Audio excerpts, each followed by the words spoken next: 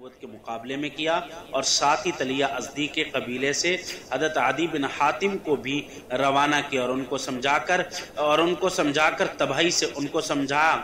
تباہی سے بچائیں، اور انہوں نے اپنے قبیلے کو بہت سمجھایا، جس کے نتیجے میں قبیلہ تائی جو تھا اور قبیلہ جدیلہ نے خلیفہ اسلام کی اطاعت قبول کر لی واپس، اور تلیہ حضرت خالد بن ولید کے مقابلے میں شکست کے بعد شام کی طرف بھاگ گیا، اور وہاں کچھ عرصے کے بعد دوبارہ وہ اسلام لے آئے۔ امیر المومنین حضرت عمر بن خطاب رضی اللہ تعالی عنہ نے تمام فتنوں کی سرگوبی کے لیے مجموعی طور پر 11 لشکر بنائے تھے۔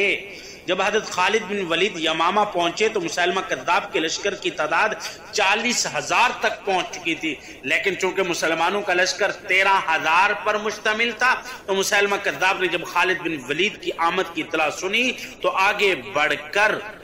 اس نے اپنے شہر سے آگے عقربہ، یہ ایک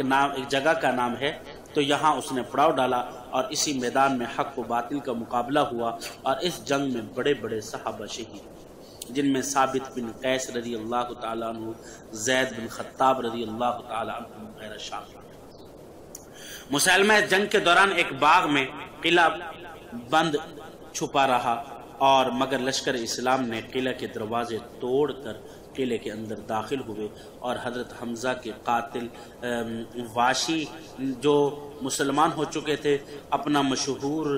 نیزہ پوری قوت کے ساتھ مسلمہ پر اس نے پھینکا، جس کی ضرب نے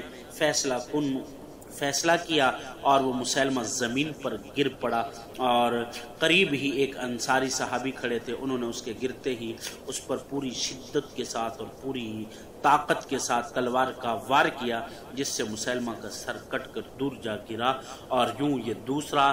جو بڑا جھوٹا مدعی نبوت تھا یہ عبرت کے نشان کو پہنچ گیا۔ اور اس کے بعد ایک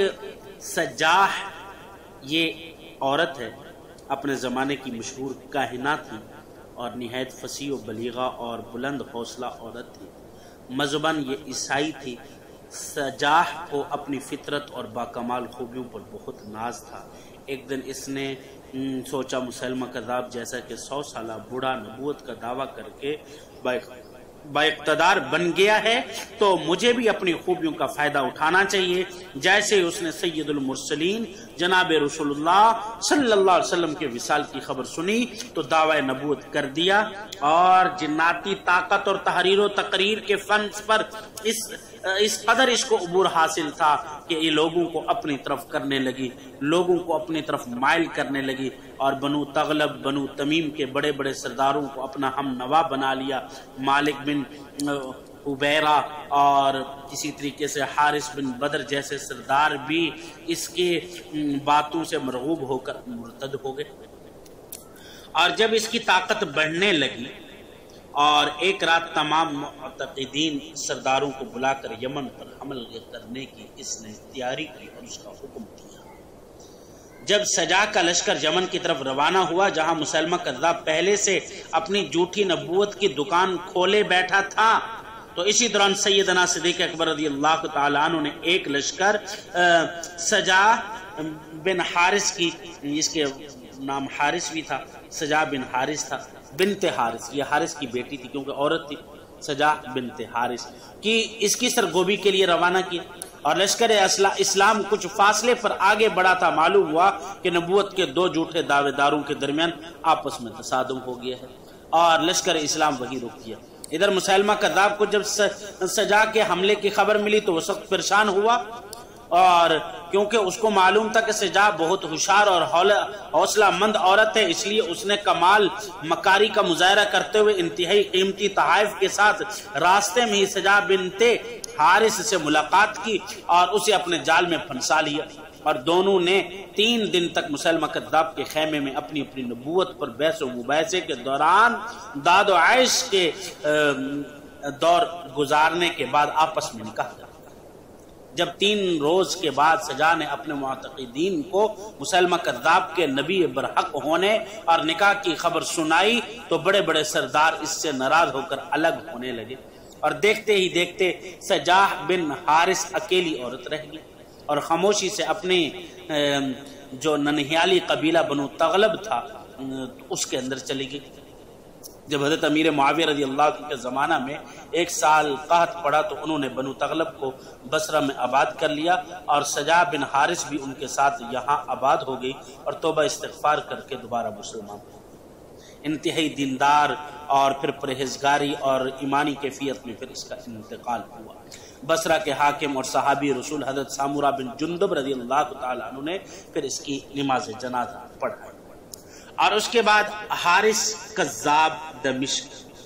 اس چوتھے یہ شخص تھا، اس نے نبوت کا دعویٰ کیا۔ حارث کذاب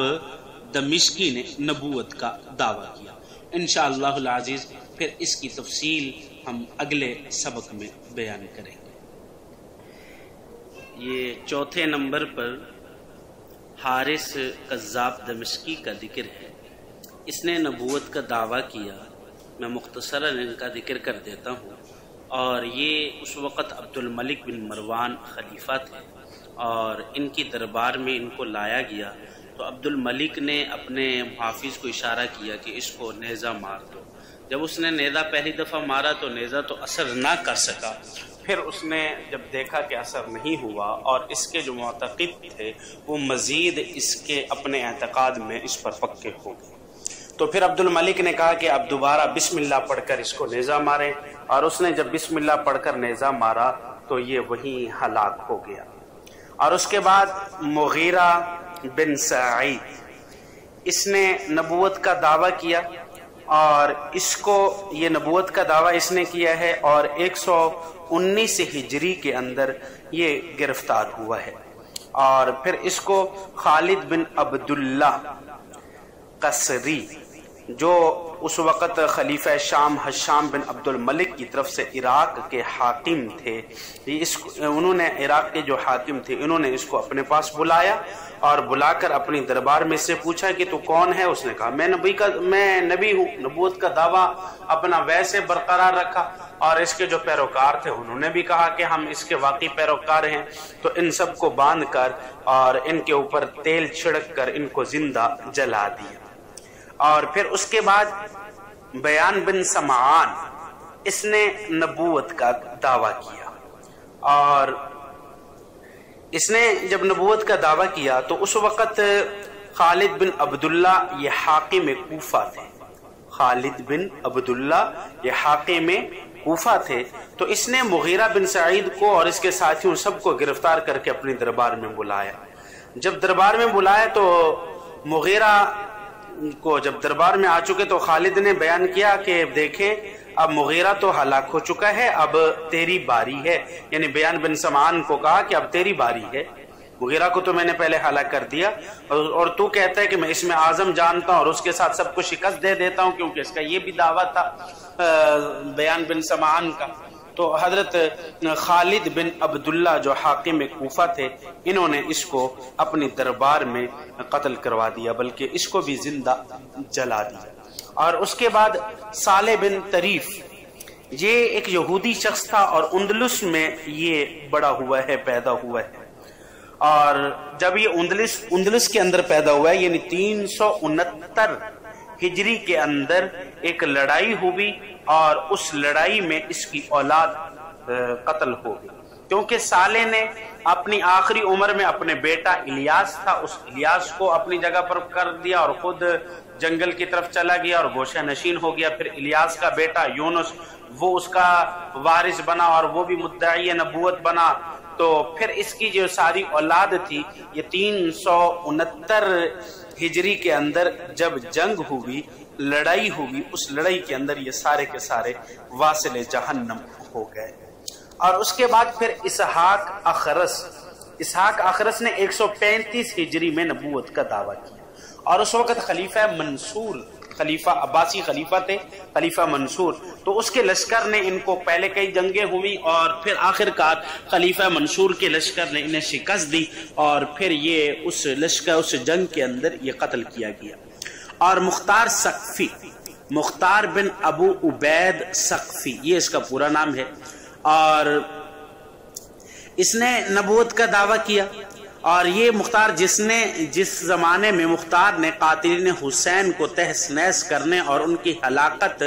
اور قتل کا بازار گرم کر رکھا تھا، اور ہر طرف اس بات پر خوشیاں منائی جا رہی تھی کہ مختار کو بڑی عزت کی نظروں سے دیکھا جا رہا تھا، تو اسی دوران بڑی تعداد میں کچھ شرپسندوں نے مختار کی حاشا نشینی اور قربت حاصل کر کے چاپلوسی کے انداز باندھنے شروع کر دیے، اور پھر یہ کہنا شروع کر دیا وہ تو بہت بڑا عظیم اور اعلیٰ حضرت مختار کی ذات قدسی صفات سے ظہور میں آئی ہے، اور اس نے پھر نبوت کا دعویٰ کر دیا آخر میں۔ اور پھر جب اس نے آخر میں نبوت کا دعویٰ کیا تو پھر